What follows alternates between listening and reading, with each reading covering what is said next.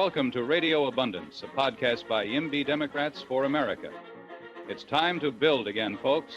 Fascism never made America great, but when progressives build, that's where you'll find American greatness. Tonight's guest is United States Congressman Josh Harder.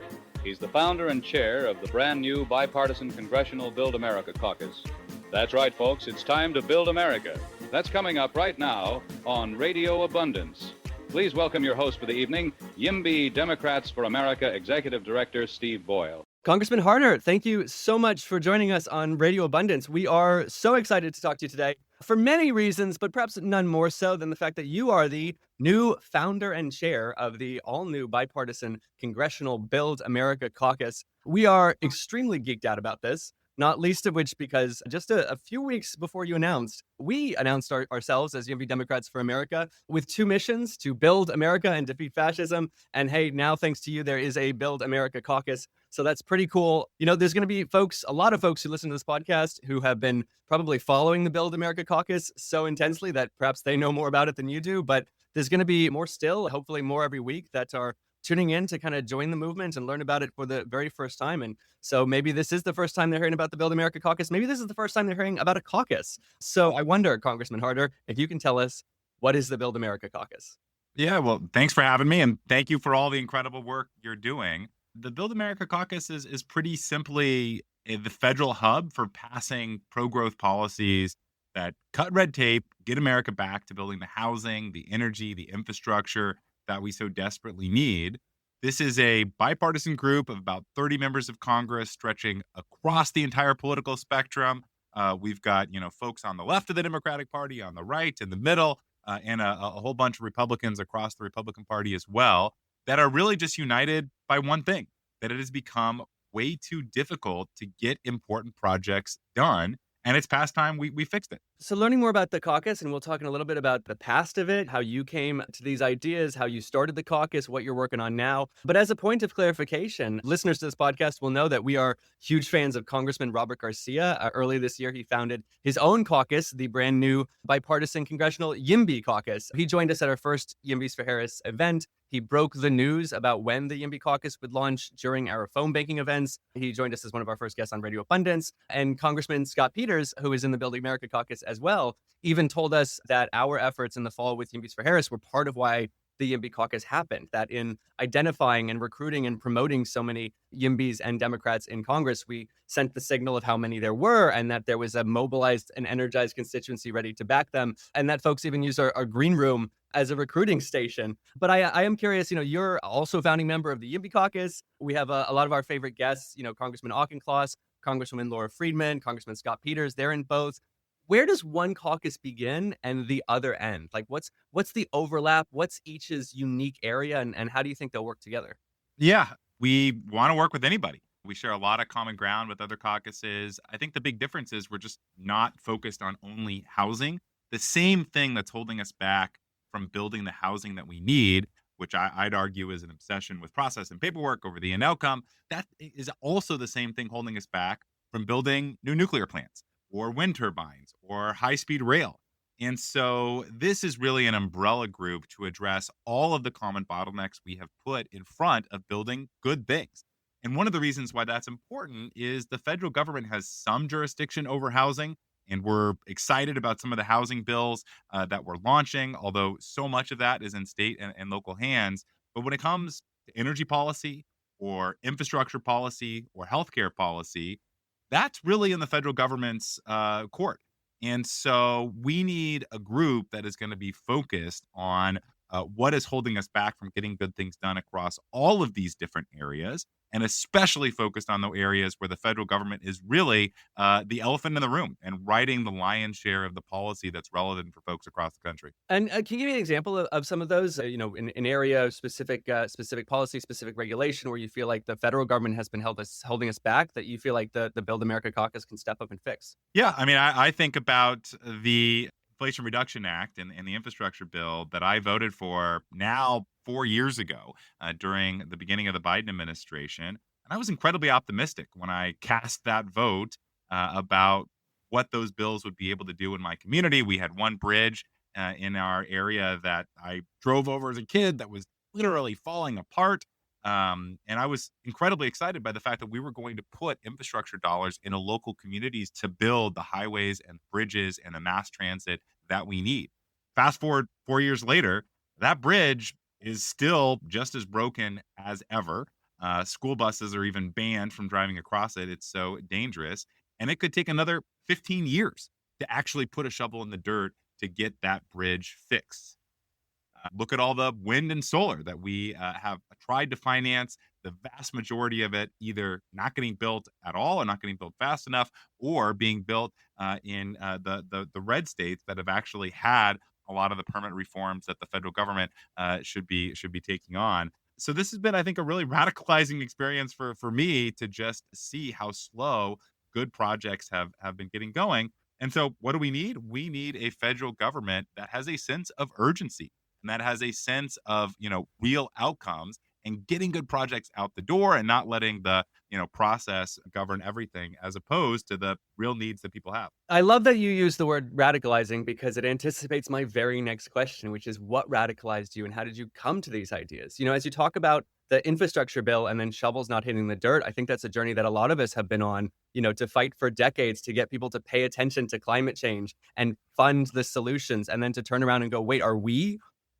in the Democratic Party holding ourselves up? And are we in California building less than Texas? I've spent most of the last couple decades in San Francisco. I think you're from like the Manteca, Modesto, Tracy, Stockton area. And it seems like I've been sending people from me to you to Jack Rent's Right. where you're from and where you represent. So I'm curious how you came to these ideas in the first place. How were you radicalized?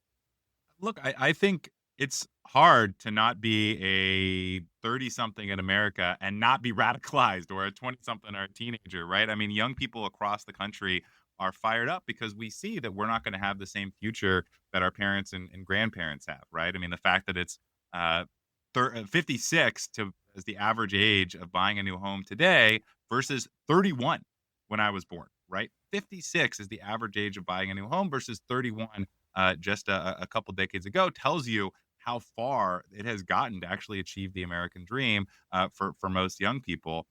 I think a lot about the famous story of Boris Yeltsin visiting an American grocery store before the fall of the Soviet Union.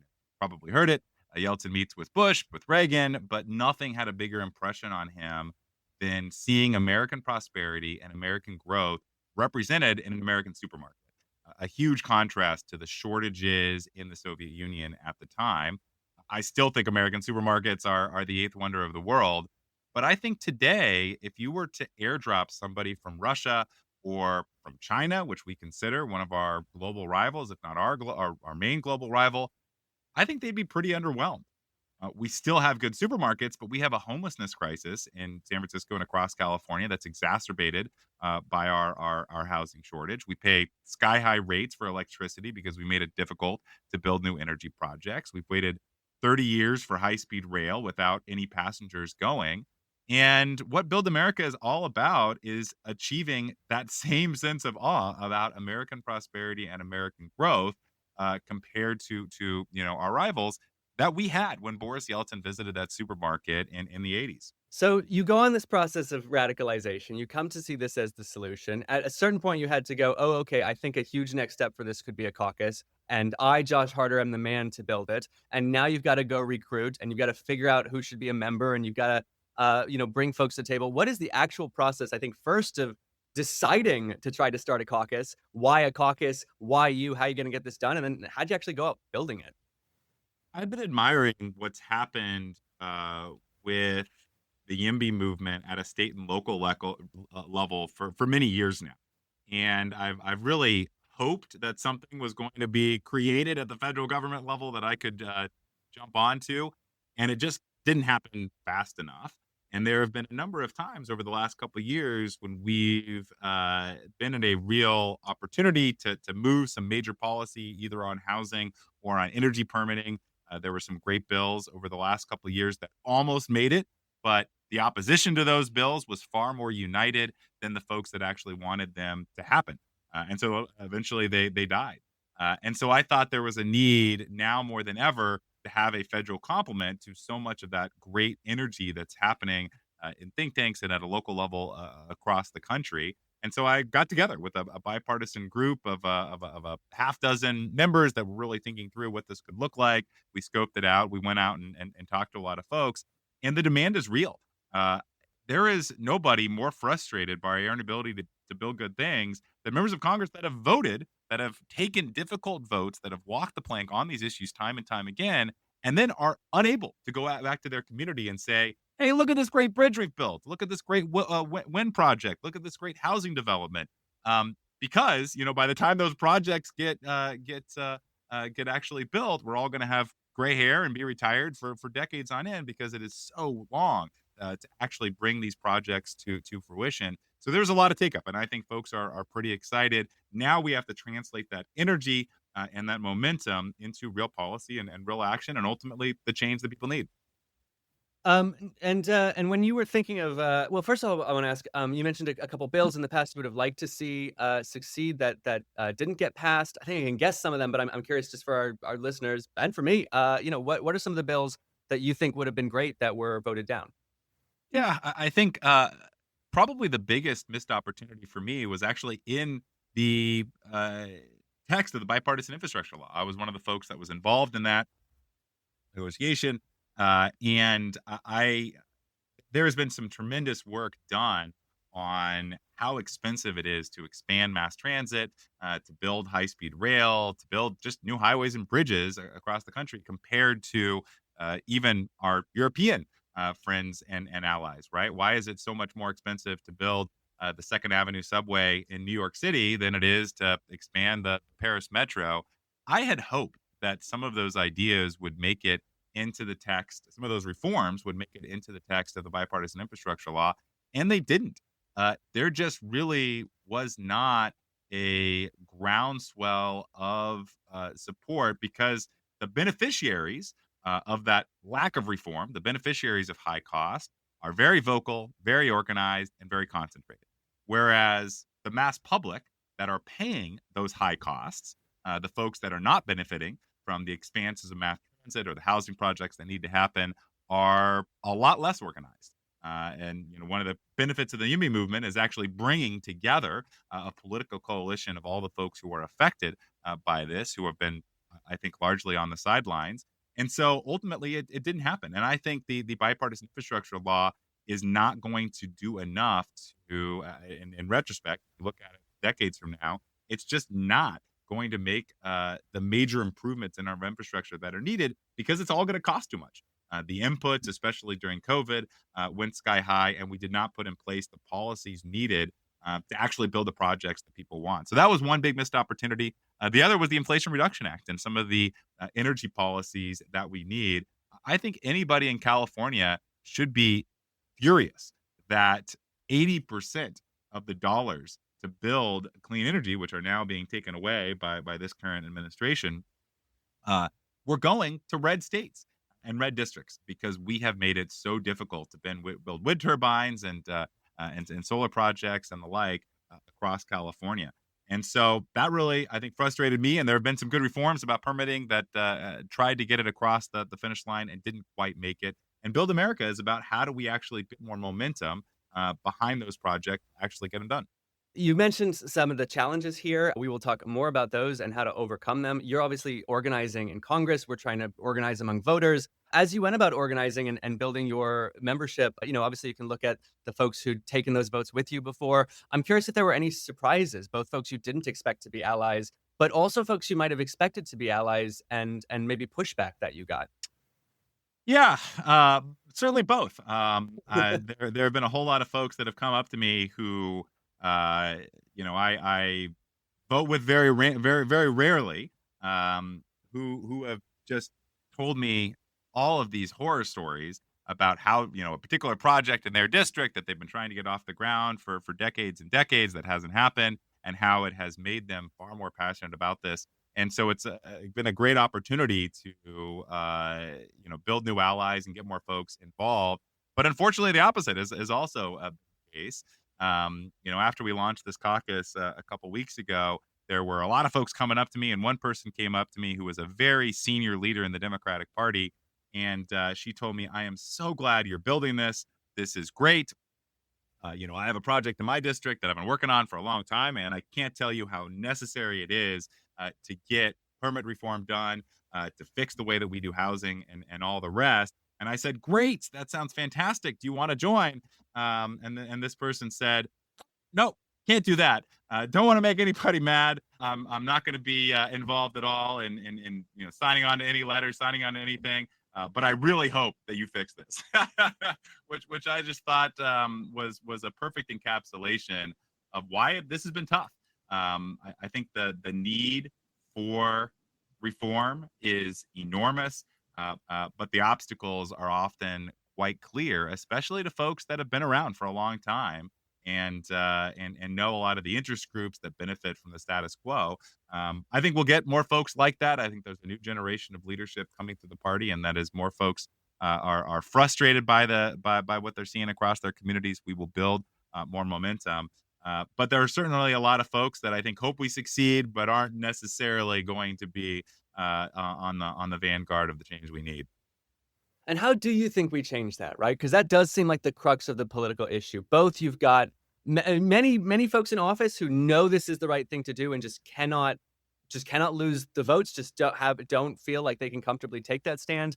I think often, thank God for organizations like YIMBY Law, because you will have folks say, hey, I really believe that this YIMBY stuff is the right thing to do. I cannot sell it, but the moment I've got that paper in my hand that says these evil corporate shills are going to sue us, so we have to, then I can bring that to my constituents. So how do you think, especially I think within our own party, do we, it's both how do you take that wider message out there, but especially among, like you're describing, people who already know this is the right thing to do, but don't feel like they're able to win with that message politically.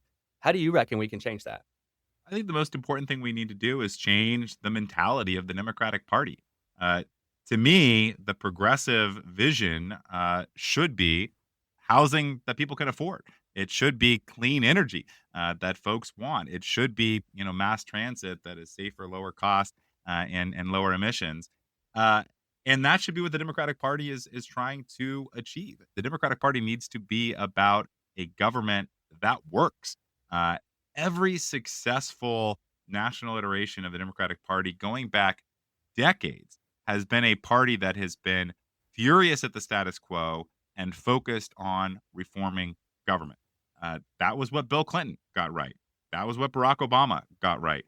I think that was frankly one of the things the Biden administration got wrong is they didn't have that sense of urgency and that frustration with the status quo and the need for reform enough, and people felt that, and people were pretty frustrated out in real America, and they didn't feel like that frustration was echoed in the halls of DC enough. So we have to change that basic mentality, and we have to change, I think, the idea that things are fine right now. People are frustrated across the country, and if you look at the past couple of elections, people are ping-ponging back and forth between voting for a Democratic president, voting for a Republican president. Most people, I think, are frustrated by both parties. And the party that wins on how to actually get stuff built, how to lower costs for real Americans, is the party that I think is going to win a larger government mandate, a larger political mandate in the years to come. And I hope that's us.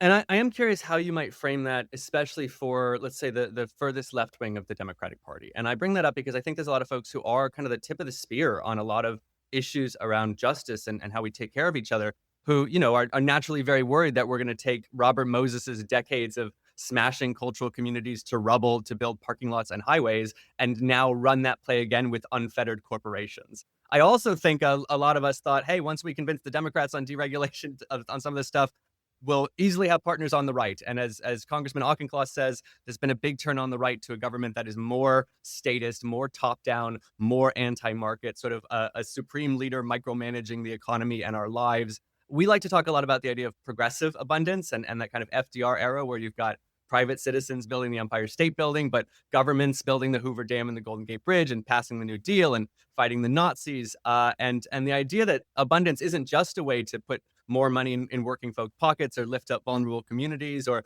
make sure anyone can live anywhere and pursue their dreams anywhere, but also for government and for building up state capacity to solve real and like centuries old progressive goals. I am curious for, specifically within our own party, within the most sort of self-proclaimed progressive wing, What are the magic words, man? How would you frame this message to our allies there? I think it's happening. And again, we have folks on the far left of the Democratic Party who are part of this caucus, a part of this coalition and movement. Uh, it is not progressive to have housing cost millions of dollars per year to buy a new house, pricing out a young generation from achieving the American dream. It's not progressive uh, to essentially make it impossible to build solar and wind projects to achieve our clean energy goals and everything else.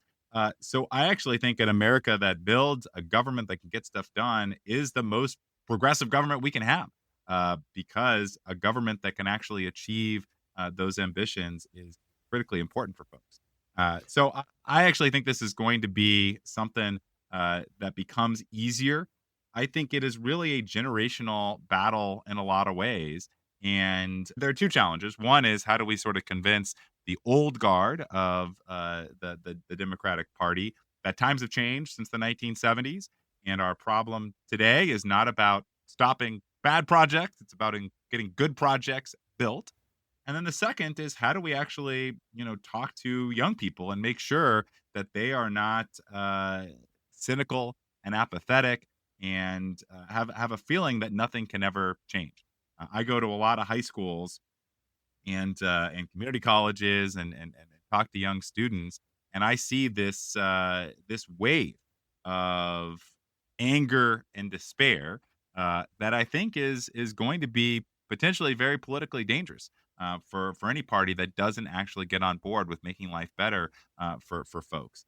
And I think where we could go wrong is if we do not react quickly enough to that cynicism with real results. And if we're not actually able to lower housing prices and make sure that folks can live down the street from their parents instead of, down the stairs in their parents' basements, which is what a lot of folks are fearful of, and a lot of parents are fearful of.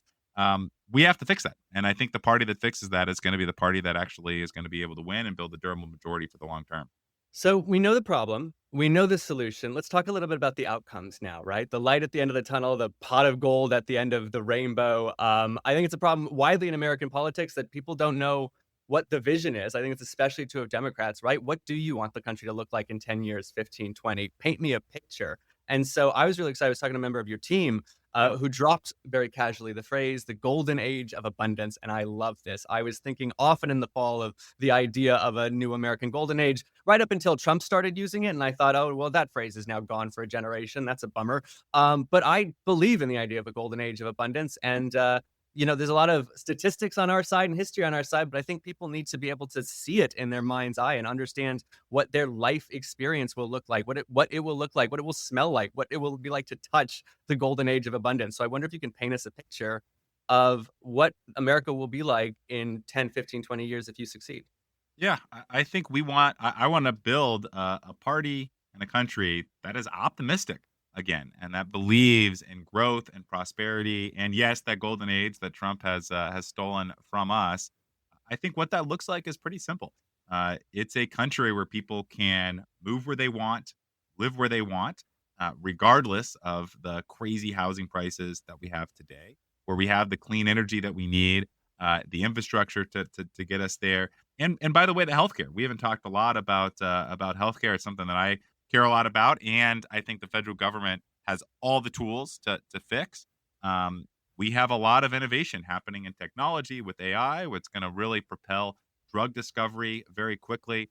That drug discovery is not going to actually matter much if we're not able to fix the way we do clinical trials and the way we actually get treatments for cancer and Alzheimer's through the clinical trial pipeline to actually result in better cures and better healthcare and ultimately lower costs for folks. And so, what does that golden age look like?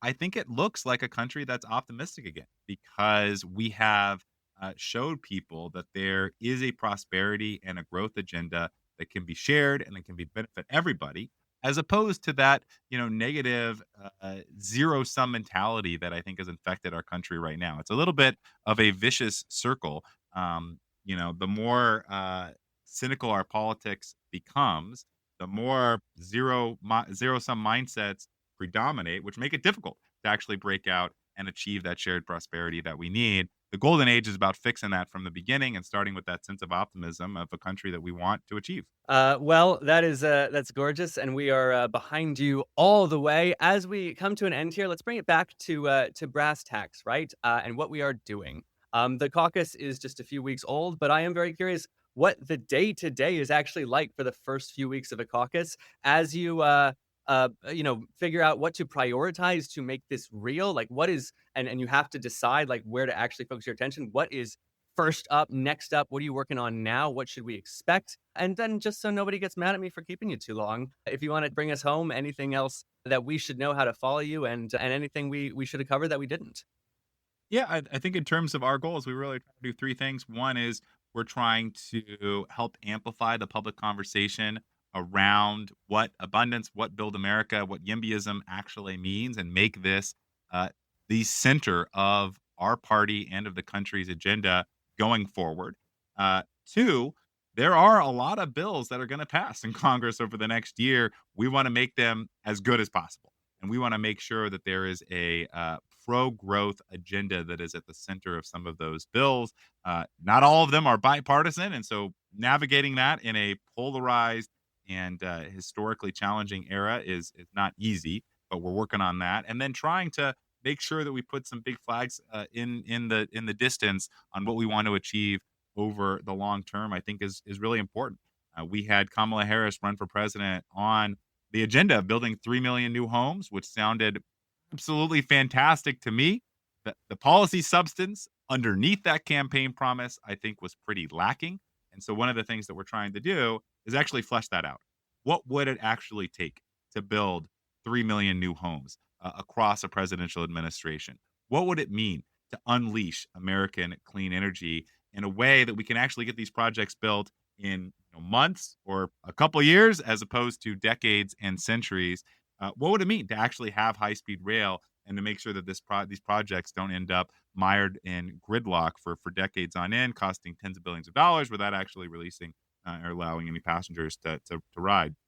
So that's what we're trying to figure out to make sure that we have an agenda that more folks can get onto, and that can serve as hopefully the centerpiece of a pro-growth agenda in the future. So we're doing a lot of roundtables. We're talking to a lot of experts, and we're really trying to make sure that all of the great bipartisan members, some of whom you've had on, are excited about this, are able to put their ideas on paper and hopefully get some stuff done. Well, Congressman Harder, it is enormously exciting. Thank you for your leadership on this issue. Congratulations on the formation of the Build America Caucus. And as you build from here, know that every single YIMBY Democrat for America is right behind you and ready to fight alongside you to do whatever we can to build America. So thank you for everything you've done so far, everything you will do. And thank you for joining us today on Radio Abundance. Thank you. And thank you for all your hard work. Thank you for listening to Radio Abundance, a new podcast by YIMBY Democrats for America. Now it's time for you to join the movement. We're building a big tent, and it's going to take all of us. Join us and fight for progressive abundance at yimbydemocrats.org.